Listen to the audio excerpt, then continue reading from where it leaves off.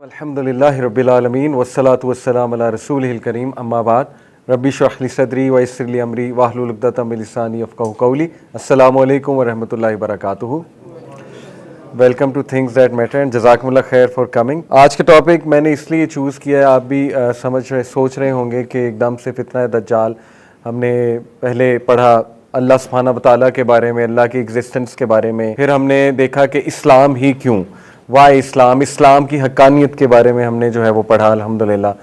उसके बाद हमने कुरान मजीद की हक्कानियत के बारे में पढ़ा, और ये चंद एक जो शुरू की क्लासेस थी, इसका मेरा पर्पज़ था कि आप लोगों को ज़रा कॉन्फिडेंस मिले अल्हम्दुलिल्लाह कि दीन इस्लाम वाकई ही एक सच्चा दीन है, और दीन इस्लाम जो है वो बहुत रैशनल पे खड़ा हुआ है अल्हम्दुलिल्लाह। तो अब एकदम से हम इस टॉपिक पर इसलिए जंप किए हैं कि मैं आप लोगों को इंशाल्लाह ये बावर कराना चाहता हूँ, इसकी इम्पोर्टेंस, इस तरह के हलाकात, इस तरह की क्लासेस और एक दीनी ऑर्गेनाइजेशन के साथ जुड़ने की अहमियत के हवाले से मैं आपको बताना चाहता हूँ। One of the solutions to be safe from फितना दज्जाल इज़ टू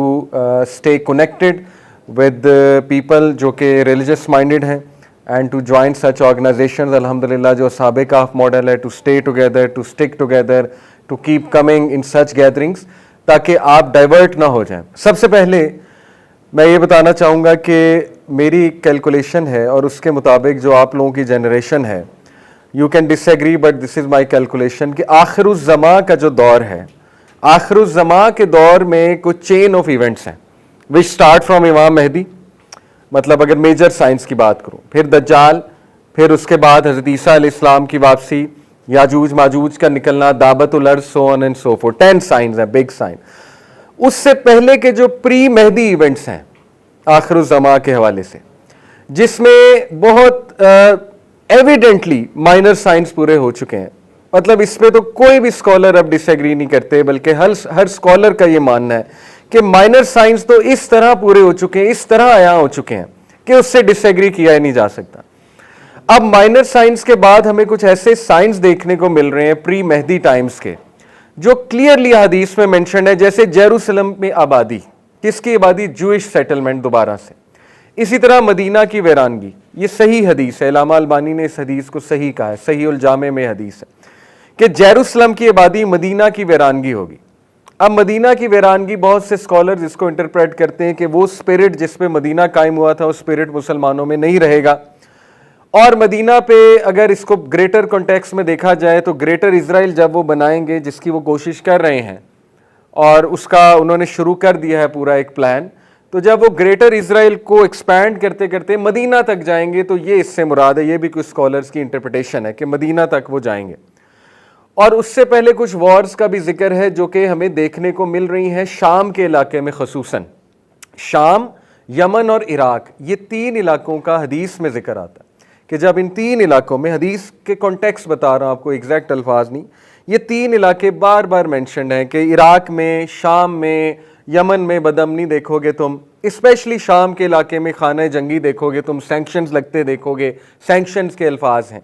कि रोमन सैंक्शंस लगाएंगे। रोमन्स आज के आपको पता है, फिर जो वेस्टर्न पावर्स हैं, नेटो भी कह सकते हैं जिसे, वो सैंक्शंस लगाए हुए हैं इन इलाकों पे। तो बहुत ज़्यादा आया हैं ये प्री मेहदी टाइम्स के जो साइंस हैं वो भी। तो मेरी कैलकुलेशन के मुताबिक आपकी जो जनरेशन है वो सबसे इम्पॉर्टेंट जनरेशन है आने वाले टाइम्स में, और आप लोग और हम लोग अल्हम्दुलिल्लाह बहुत कुछ कर भी सकते हैं इस हवाले से। यानी ये वो दौर चल रहा है कि अल्लाह रब्बुल आलमीन, अकॉर्डिंग टू मी, जितनी मैंने स्कॉलर से भी डिस्कशन की है, उनकी भी बातें समझी हैं स्कॉलर्स की,